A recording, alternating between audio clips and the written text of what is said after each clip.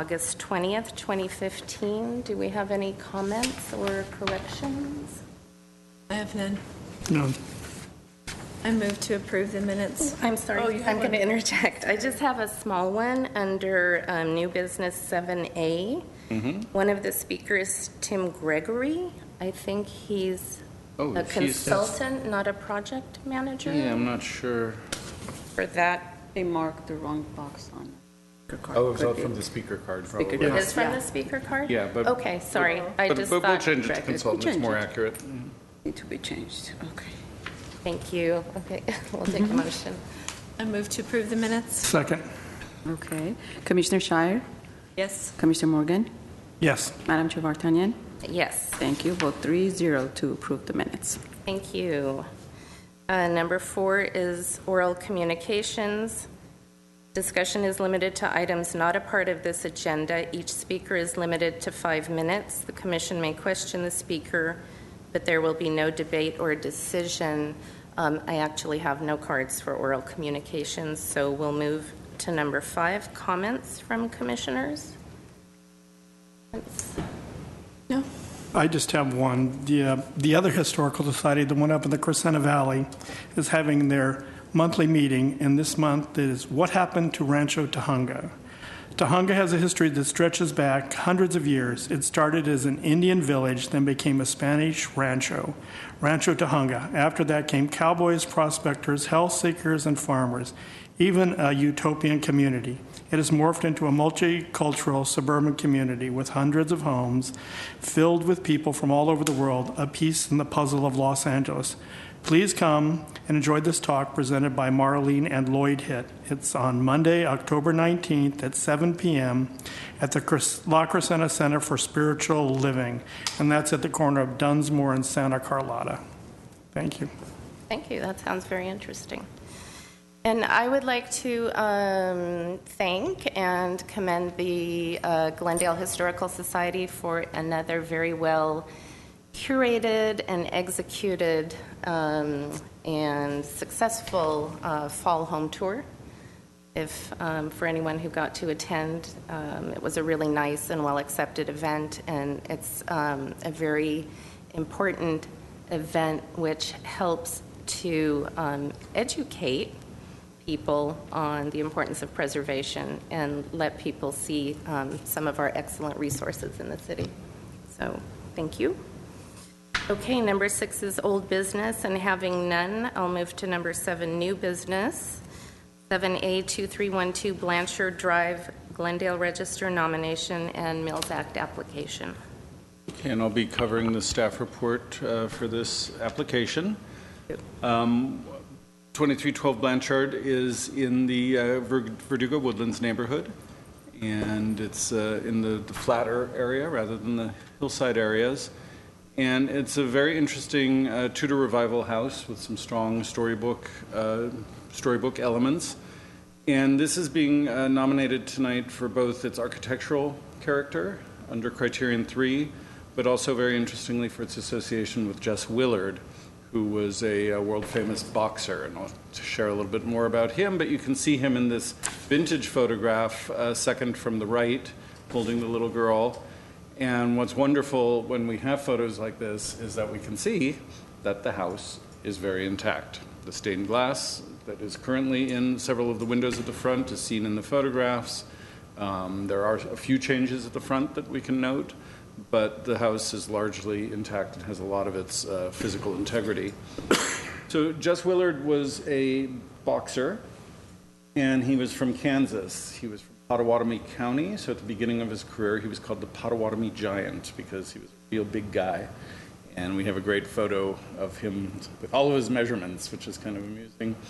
But he was very famous as a boxer, primarily because he was one in a series of what was called Great White Hopes. He was the heavyweight contender to the title when he fought Jack Johnson, who had had the title for, I think, 5 or 6 years in the early teens. And Jackson was a black fighter, and there was, a lot of racism in the country at the time, and there were a lot of people concerned that a white man hadn't been able to defeat Jack Johnson. And so Jess Willard became the Great White Hope who actually did defeat Jack Johnson and became a celebrity during the period for both good reasons and not so good reasons. He had bit parts as an actor. He actually was in one feature film that was called The Prize Fighter, and that was a bit part. He was in a feature from 1919 called The Challenge of Chance. One thing that's pretty cool is the top right image we have. He was one of the featured performers in the Buffalo Bill Wild West show. And evidently, you could challenge him to a fight, and my guess is he probably won most of the time. So in the center, you see a picture of the Willard-Johnson fight. They actually fought that in Havana because of race laws at the time. They couldn't have a venue where white men and black men were fighting, so they moved the fight to Havana. Eileen did a lot of little additional research besides what we found. She found a picture of him as a boy on the top left. And he held the title for 5 years. Between 1915 and 1919, he was defeated by Jack Dempsey, who, of course, was probably an even more famous fighter than Willard. And that image, there's a painting of that at the bottom right. And then there's Jess Willard on the left as an older man, and you could see he lost his fighting trim, but was probably still a real character. So here's the image of all of his measurements. He was 6', varying. You mostly read he was 6'3.5". This shows him at 6'7", so who knows what the truth was. But he was enormous compared to other boxers of the day, and that may have helped give him a bit of an advantage. So staff believes that the connection with Jess Willard, even though he didn't live there during his fighting life, it's a similar story to Ed Strangler Lewis, whose house is designated because he came to Glendale in later years. And Jess Willard and his family did the same thing. His wife Hattie, and I think they had 2 children, settled in Glendale. They owned a house or lived in a house on Wabasso Way in the same neighborhood before they moved to Blanchard Drive. They lived there from 1936 to 1948, so about 12 years, this house. And we think that's enough to make a strong connection between his celebrity and the house itself. In the next images, you'll see that the house has, a lot of the features that we associate with Tudor Revival, and then a little extra something that kicks it toward the storybook style. I wouldn't call this a pure storybook house, the way the Spadina house in Beverly Hills is, or even the little guest house that we have up on Piedmont Avenue. It doesn't quite have that level of eccentricity, but you'll see this has great features. Several of you probably have seen this already because it was on the Glendale Historical Society tour, I believe, last year. And so we have the steeply raked roof. That's true at the front of the house as well as at the garage, so the design concept carries through the site. We have these arch-headed windows. We have the arched door with the kind of stucco voussoir. We have the stained glass that I mentioned. One of the most interesting features of the house is partly an original feature and partly a more recent feature, but it really gives it a tremendous amount of character. On the eaves, you can see on the upper photo on the left, there's that kind of rounded rake that comes down and then projects down in that kind of bulbous thing. Some people call that a rolled rake. I've also heard bolstered rake, so whatever you want to call it. But what it does, and you see this on some other houses like this, the idea was that it gave it more of a look like a thatched roof cottage in England or something. So the concept was modern 20th century roofing materials were used to kind of recreate that. The roof you see today, it was installed by the owners, working with a craftsperson who specializes in this kind of roof. We struggled a bit when we were identifying character-defining features in the report. It's hard for me to say that the roof in its current condition is a character-defining feature because it's not necessarily a historic condition, but we definitely identified the bolstered rake as part of the character-defining aspect of the house as well as just the overall roof form. And we certainly don't want to see this roof go away, so we're glad it's there. Here's some nice detail shots, so it's not just changes in shape and texture, but also changes in color, pretty subtle, and it plays with light really interestingly. So times of the day you're going to catch different aspects of the way the roof looks. One of the most intriguing features is this entry tower. This probably is the thing that gives it most of its storybook character. So you have the conical roof, you have the little window, you have the light fixture hanging off the pole, and then you have a little gable window in the roof of the entry. Here's a look down the driveway to the garage, which is largely in its original condition. The fence at the gate and around the front courtyard is not original. And in the Jess Willard photo, we can see that it was originally a brick configuration. We'll talk a little bit more about alterations in a second, but there aren't many on this house. The house has all of its original windows, so we see, I believe, all the way around the original wood windows, most of which are more simple than the ones at the front with the leaded glass. Here's a shot of the garage, so you can see that the bolstered rake is there without the level of detail on the main part of the roof. Shot from the backyard. This is the rear of the house, which also features its original windows. The hot tub and the deck area and the trellis were added. And this is pretty much in keeping with a lot of rear areas that we see on houses that don't have all of their initial configuration, but the house itself appears to be in its original form despite that. Coming around to the other side of the house, this is, I guess, the right side if you're facing it. The chimney, which was originally brick, was replaced after the Northridge earthquake, and this kind of stone finish was used. We're not identifying that as a character-defining feature because it's not quite appropriate to the house, but it's off on the side and appropriate enough that we're not recommending that it be changed. If there was another earthquake and someone had to put another chimney up, we'd probably go back to a brick chimney on something like this. The house has been featured in several books. The Glendale Historical Society tour, I believe, is the lower right photo. So it's definitely caught the eye of people interested in this kind of Tudor cottage-style architecture. And then one last thing that I'm not sure even the owners know, but Eileen kind of started doing a little further research, and we found that this house is not unique. It's got a lot of twins out there, or near twins. So one of them looks almost like an identical twin. The others are sort of fraternal twins. So it makes us think that this was probably a pattern book house. And it was probably, I don't know if it would be a kit house. I think it's a little late for that. And I can't remember if I mentioned the house was built in 1929. Yeah. But if I didn't, now you know. And this doesn't really have much meaning for us, but it does tell us that it's got some other interesting aspect to its history that, we may learn more about in the future if we ever found the pattern book it was from.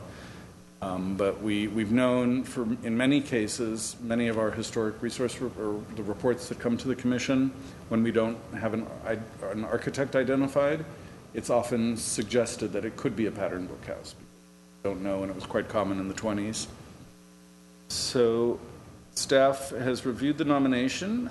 We believe it meets 2 of the 3 criteria it was nominated under. The association with Jess Willard, we think, is strong enough, and he's definitely an interesting figure. And then as a very good example of this architectural style and something that we don't see on many of our other kind of Tudor revival houses, we thought it was appropriate under criterion 3. It was nominated under criterion 5 for its association with early heritage of the city. A house like this isn't really why the city developed that criterion. So we're kind of stepping away from that. But we definitely recommend, based on the Commission's policy for naming Glendale Register properties, that the house be called the Willard House if you decide to recommend it for the Hills Act. I mentioned that there were a few, I think I hit most of those alterations. So I'm open to any questions if you have any. I have 2 questions. One, so you've identified if the chimney or something were to happen to it, they would put back to the original brick rather than the stone that it is now. That would be our recommendation. And the same with the tile on the roof. Would it go back to what it originally was, or what the... That's an interesting question. The shingles on the roof are such an interesting feature, and we don't... They definitely are. And when we go back to the Willard photograph, you can see that there's texture on the roof. It's almost like you can see how the straw, the thatch, the bales might have been laid, and there's sort of a coursing. Let me see if the mouse, here's a mouse, yeah. Kind of a coursing across here that you see. And then when we look at the, we look at the other houses in the style, you see something different treatments, but you see something similar. So my best guess is the house would have had some level of texture, not just a flat asphalt shingle. So we would have to take that when it came to, the commission may want to indicate its preference if the roof were replaced, if it would be okay to do a highly decorative roof like what's there now, or if it would be something that we do research and go back to a more traditional, less super decorative style.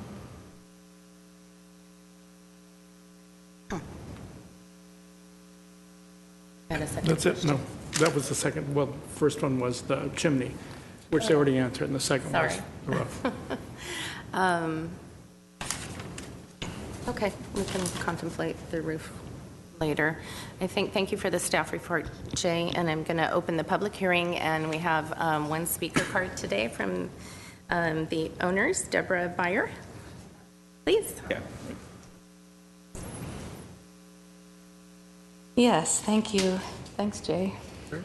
It's really interesting to find out all that other information. When we looked for about a year, we knew we wanted to live in North Glendale, and when we found the Verdugo Woodlands neighborhood, we said, okay, that's it, we're only going to look here. But we looked for about close to a year because I was really into, and still am, the Tudor-style English storybook, and we just kept looking and looking and looking. And finally, when the realtor drove us up to this house, we were just both, I said, that's it. Oh my gosh, that's it. And just fell in love. And I know the interior isn't part of what's considered, but there are so many eccentric and quirky, fun storybook details on the inside as well. That we just fell in love with. And so in the 22 years that we've lived there, we've really made it a priority to, to preserve the integrity of that style, because that's the reason we bought the house in the first place and love it. And I have all antiques. I just love everything old, and it's just my favorite. It's just our favorite, that home that we've had. And what was I going to say? So we were really thrilled that the previous owners maintained it, because there are a lot of houses we looked at were Tudor style or English style, but they had switched out the windows or for modern, or a lot of modernizations. And this one had the leaded glass windows and the arched ceilings, and everything was just really well preserved, which is great. And then anything that we've done to the house, as Jay was saying, we've really tried to keep with, the theme and have it all look like it should be there, including the roof. And we've gotten a wealth of information from some of the old neighbors. We have literally 5 neighbors within a block radius that are over 95 years old. And they knew the Willards, and they will tell us all these things. And I guess the roof was a wave roof, but it was wood, which you can't put in anymore, I guess. Yeah, is that the thatch? So we really wanted to get close with that, something. And then anyway, so we would just be very honored, really thrilled to have it be on the historic registry, and before its architectural style and features and the preservation of all of that, and also the history of the home with the Jess Willard story. And I've got to get one of those pictures to hang in the house, though. I want that one with the Wild West. That's great. I've never seen those before. And I've done a lot of research on him, too. And his grandson, actually, maybe it was about 5 years ago, he came by the house and introduced himself and said, I was little and played here, and my grandfather lived here. And he said, could I just look around? And he was really happy with it. And he gave us, it was just like a Xerox copy of a couple pictures, but that was one of them. And he said, I'll try to get you some in better condition. So we're going to try to follow up on that. But it was nice to get to talk to him, and he had many good memories of being there. So we would just be dedicated to keeping it, to preserving it further in the time that we're there. And then if it has the historic status, of course, even beyond when we aren't there anymore, or here. I guess it's going to happen to all of us. That the house will be, preserved for generations to come. and everything. And I guess that's about it. Do you have any questions? Yeah, just one. The leaded glass windows, are they original to the property, or they're... Well, Doris says they are. Doris is one of the 95-year-old neighbors that lives on the corner, and also Ruth Moore. Yeah, She lives up on, Obaso. I know her well. Yeah, she told me they are, because when we were going to be on the tour last year, I kind of interviewed the neighbors that said and Ruth was one of them. And she said they were, and then she also said there used to be a mural on the wall on the inside of the living room, and I said, oh, I wish that was there. She said that Hattie Willard actually painted it. I know. And I said, I wonder if there's a way to take back layers of paint and see it. She said it was flowers, but she said literally almost the whole wall in the living room. Anyway, but she said they were, and the hardwood floors, and there were other things. The lamp, the front porch fixture, she said that was. And there's many fixtures inside the house that are original too. But yeah, she had a lot of, I asked her for some photos. I said, do you think you have any photos? And she said, oh, I'm sure I do somewhere. But I don't think I didn't hear back from her. But Always the somewhere. yeah, I know, she probably does. But anyway, yeah. Well, I just have a question for Jay. In the staff report, it said that you didn't think the leaded windows were original. No, there were some windows that were removed at the courtyard, and that was, we can see when we go back to the Willard photograph, we can see leaded windows in this area, and today those windows are not leaded. Oh, bummer. Oh, okay. And these are, though. These are at the front. Those are the ones. And these are clearly the same pattern.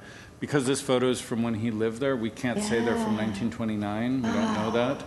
There's this point where you start wondering, in the first 10 years of a house, does someone install those windows? So we can speculate, but we know they're early. It would be great, though, now that I see that, to try to have someone replicate these and put them in the dining room there. Careful, sounds like a Milzak condition. Oh. Speak to it. I mean, if that's what was original, right? It looks, or Yeah. early, yeah. Yeah. Let me see if I can zoom in if anyone wants. Good. It's from 36.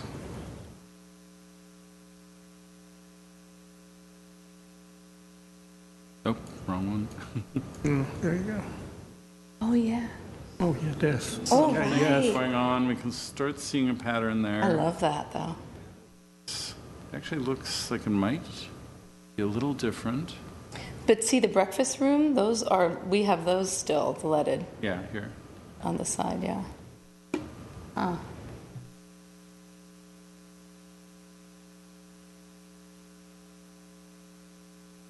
Interesting. Back where it belongs.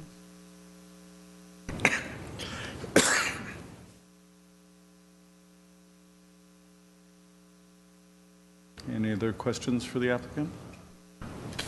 No, thank you for your comments. Thanks. Okay, and we'll close the public hearing and go to comments from commissioners. Mike, I just wanted to ask your opinion on the roofing as far as if it ever needed to be replaced. What were you leaning towards? I hate to say this. I like what they've done, but part of the Mills Act to me is restoring it to what it originally was. If we could get close to whatever, I mean, it would be a shame to get rid of the roof that's on there now, but I think if they had to redo it, then it should go back to what it was. More typical? Yeah. Well, yeah, and we wouldn't be able to go back to wood shake. No, I don't mean that. Probably go back to something using the early photo, something that was probably a little simpler than what's there, but still had that kind of textural aspect. Yeah, I think if and when the roof needs to be replaced, that would be the best approach. Yeah, that's the way I would write it in the Mills Act, which may be 10 or 20 years from Yeah, now. the thing is, we won't put that as a Mills Act condition. What we'll do is add it as a note to the file. Okay. Because interesting. We could make, it's a condition that we don't put a deadline on. Right. All of our other conditions. I'll check with the city attorney's office, see if there's one way that's better or not, but we'll either have a note in the file that theoretically in the future will be seen act appropriately, because this roof could last another 20 years, who knows? And if not, I'm hesitant to have an open-ended Mills Act condition that we don't have a date on, that will never that we won't know when it's satisfied. So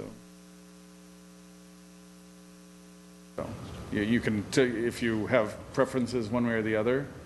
Well, that would somewhat be, I mean, there would be guidelines under the historic preservation guidelines in any case, right? We're just talking about putting on a Mills Act, like a specific condition. But I think the guidelines would probably direct staff to go in that direction anyways. That's usually our goal, right? Yeah, but the guidelines probably wouldn't be enough in this case. This is a very specific kind of roof. At minimum, we would have some kind of detailed note in both the paper file and the electronic file, so that someone in 20 years finding it would know what the commission's intention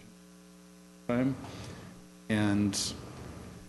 And then I could ask the city attorney if memorializing a condition that isn't expected to be fulfilled anytime necessarily in our time. Right. We'll see if that's acceptable. So if you want to give me your preference one way or the other, and then I'll know what to do. Yeah, I agree that it should be more similar to what would have been standard or original to the house. But I would say the same thing, we should put a note to the file about the chimney as well. Exactly. If and when that needs to be changed out, like you say, if there's an earthquake and it needs to be rebuilt, it should be brick. And would we say the same thing about, you can see on the photo that's up there, the brick piers with the wrought iron fixture and the wrought iron railing in front of the house, where the wood railing that's there is perfectly charming and seems compatible to the style, but it does have the stone, river stone piers and the wood instead of the iron. Do we know that those brick piers would have been original to the home? Again, we don't know when this photo was taken. It could have been from the 40s. The house would still have been less than 20 years old at this point. It seems appropriate. This light fixture looks like it belongs to the house and likely would have been attached to the brick. The ironwork is definitely of the period, so it wouldn't surprise me if it were original. I'm sorry, what was the condition of the piers today? They're stone or they're? Yeah, let me see if I can get a better shot of those. The light Yeah. fixtures were not. Yeah. Okay, so you added these. This might be the best shot. So it's this kind of river stone, interspersed instead of with iron with this shaped wood pickets. Some of the iron in the Yeah, actually, I'm sorry, we can't. You're not allowed. Well, yeah, I think if there's an event that causes the chimney to be changed to brick, then those should follow, so you have continuity with it. It looks like it's fairly original. Okay, so we'll have notes to the file for the roofing to return something to the earlier style. The chimney, if it needs to be replaced, to be redone in brick in an appropriate shape for the style. We may even be able to look at some of these other twins and see if they have likely original chimneys. And then at this point, should we have a similar note for the courtyards around? You I think so. think so? Well, I think so too. I mean, that's what we've been doing with almost everything else. We've required it to get as close to what it was as part of the Mills Act condition. Question is, would that be a condition today or a future condition or future? I would go a future condition, because I think if you had to replace the chimney, then it would be better than having the river rock. Yeah, I think those two need to go together, because Yes. otherwise it's going to look, to me, kind of strange to have river rock and brick. Okay.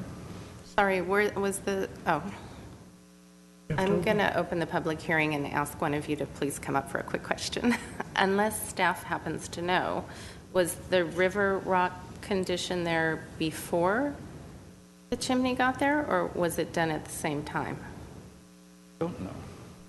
Okay, so I'm going to open the public hearing and ask one of you to please come up and let us know if the river rock on the piers was done at the same time the chimney was covered with river rock? Yes. So you had brick there?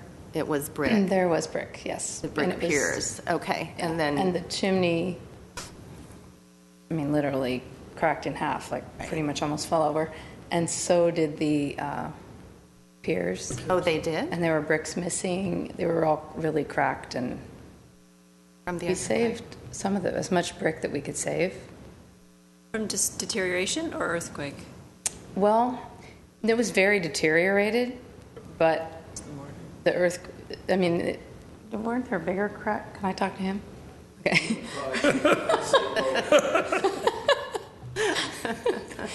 Don't know the protocol.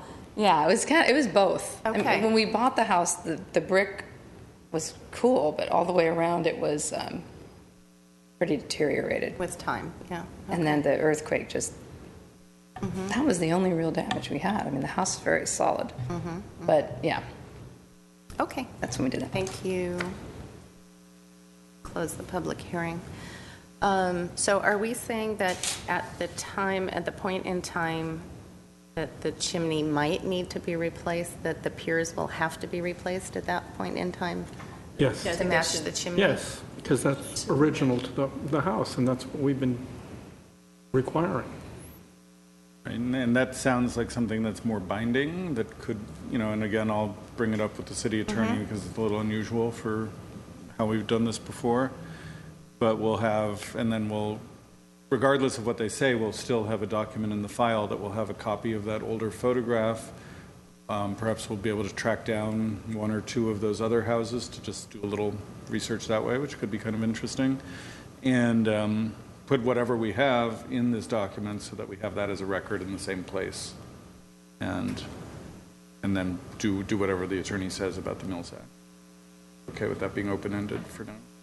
Yeah, I think that's fine to be open-ended. I think the one condition that I'd like to see is, since we have a photo with the leaded glass, have that be a Mills Act condition. The other two would be more in the event of replacement needed for the chimney and the roof. So we'll have Mills condition to restore leaded glass to the windows of the courtyard, center bay of the courtyard, matching the historic photograph as closely as possible and also on the existing video evidence. Yeah, I'll go with that, yes. That's consistent with what we've required with other properties, so.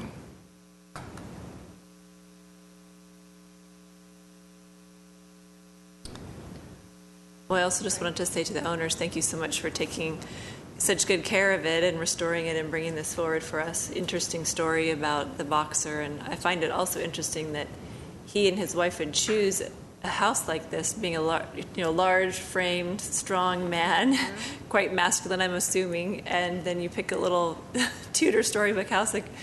It's kind of comical to me. But yeah, great house, and thank you so much for bringing it forward for our consideration. Can we establish a timeline for the leaded glass? Oh, 2 years? Seems reasonable. So December 31st, 2017? I think so. yeah, that sounds fine. We'll write the condition as noted, and then we'll add conditions depending on what. Attorney, yeah.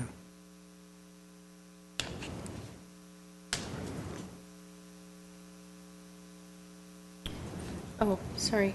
What? Did you say anything? No, I'm good. I'm good. It's a beautiful little house. I mean, I love it. I only have one quick question, which is just kind of off topic. The street's Blanchard, and one of the owners later on was named Blanchard. Is that a coincidence, or? Yeah, when they did the. If you open Well, up the hearing. yes, let's open the public hearing. Please come Very back official up. hearing. We noticed that. Please come back up. Sorry. And they ran the history of the residents that have lived there for the home tour. That's the first time I saw that someone was named Blanchard. But it's a strange little street. It's Blanchard. It's just that little bit of street. It's not. It doesn't continue anywhere. It just starts from a different street and then becomes Blanchard, then ends and starts back to the Right. street before. Yeah, between El Pichi and Capistrano. Yeah. It's a great block. I love it. It's wonderful.